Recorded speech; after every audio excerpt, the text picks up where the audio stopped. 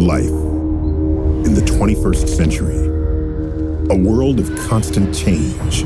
Here, people were born. Here, people died.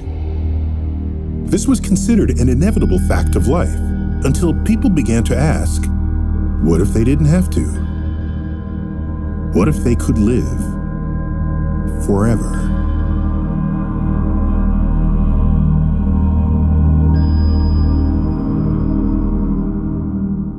You live against the truth of the universe, you know. If you have a family, you're aware that your children will someday die, but you don't treat them as dead. You treat them as living creatures that you have to nurture.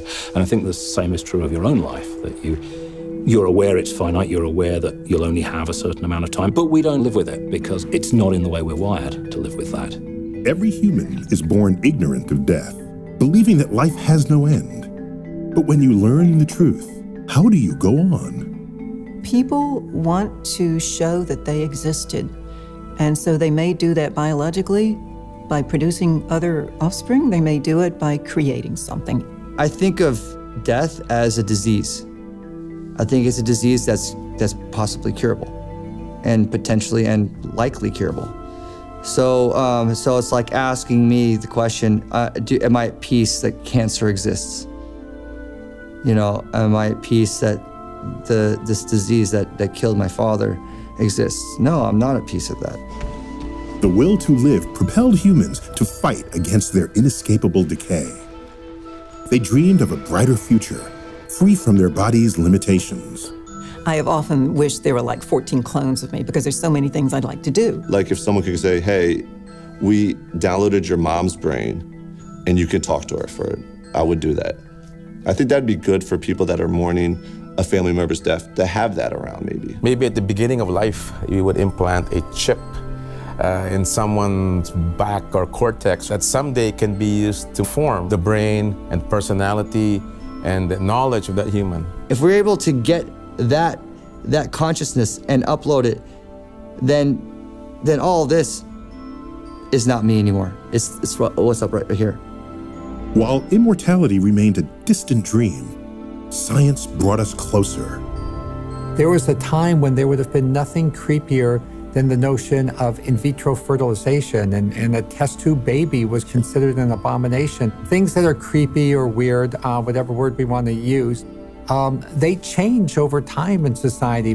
We discovered new and ingenious ways to prolong life. But could the human species achieve the impossible? It's coming, there's no question about it, probably coming sooner than we think. There are colossal implications, obviously, at every level of society. It's going to change everything. But technology always does. That's not in itself anything new. And I think the key is not to be afraid of it. Once we decode the language of the brain and connect that to a machine, then we can capture and store the essence of a person as data. We're looking at the end of our bodies as a permanent residence. Imagine someone who is at the peak of their physical prowess and then just stays that way. This future was closer than they realized. Scientists were already at the threshold of a new era in human evolution. What innovations are still to come? What dreams of immortality have yet to be fulfilled? What will become of the human species? Thanks to Psychosec, we'll be around to find out. Here's to the next 300 years.